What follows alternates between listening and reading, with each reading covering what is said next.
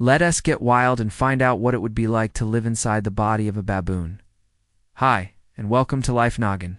Today we are going to find out what it would be like to live inside the body of a baboon. But first, if you love baboons, then make sure to check out our other videos about them. Don't forget to subscribe so you can learn something new every day. Now let's get to it. The world is a dangerous place for a baby baboon. As soon as they are born, they have to fight their way to the top of the heap in order to survive. The troop's hierarchy is strictly enforced, especially when it comes to food. The dominant male will often eat first and sometimes even force other members of the troop to regurgitate their food for him. This can be problematic for us humans because baboons are not only aggressive towards each other, but also towards us. In 2016, a group of tourists in South Africa were attacked by a troop of baboons. The baboons dragged two small children away from the group, but thankfully the adults fought back and scared the baboons off. However, these attacks do happen from time to time, and it's best to be prepared when going into baboon territory. But let's say you are a baboon, living in the wild.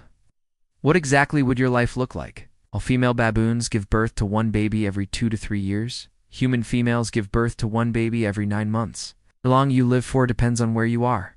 If you are in the wild, you might only live for 30 years. Whereas if you are in a zoo, you can live much longer. It's a wild baboon. You'd spend most of your time looking for food. Baboons are omnivores, which means they eat both plants and animals. Their diet consists of leaves, bark, fruit, roots, bulbs, flowers, insects, birds, eggs, reptiles, and mammals. You might think that this would make you a great candidate for a pet, but I wouldn't recommend it. Not only are baboons destructive and aggressive, they also need a lot of space.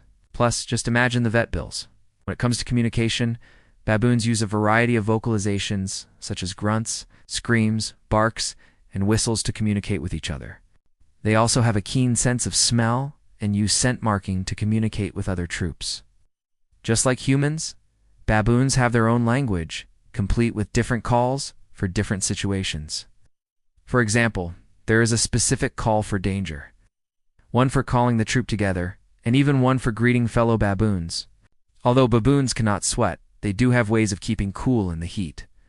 One way is by playing in the water. In some cases, baboons will even share their watering hole with other animals.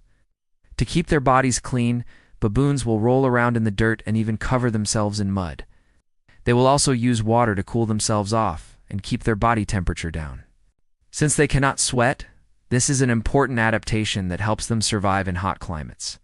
So, what would it be like to live inside the body of a baboon? Let's start at the beginning. When you wake up in the morning, you will feel the sun on your fur. Baboons are crepuscular, which means they are most active at dawn and dusk. This means that you would probably sleep during the day and be most active at these times. You would spend your days looking for food and your nights hanging out with your troop. As a baboon, you would have to be on the lookout for predators at all times. Lions, hyenas, leopards, and even crocodiles will hunt baboons, which means you always have to be ready to run. Luckily, you are pretty fast and can outrun most predators. As the sun begins to set, you would start to feel hungry. Baboons are nocturnal, so you would be most active at night. You would spend these hours looking for food and hanging out with your troop. It's just like during the day, you would have to be on the lookout for predators. This means you always have to be ready to run. Luckily, you are pretty fast and can outrun most predators. Overall, life as a baboon would be pretty exciting.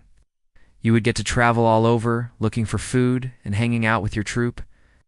You would also get to see all sorts of amazing animals, but you would also have to be on the lookout for predators at all times.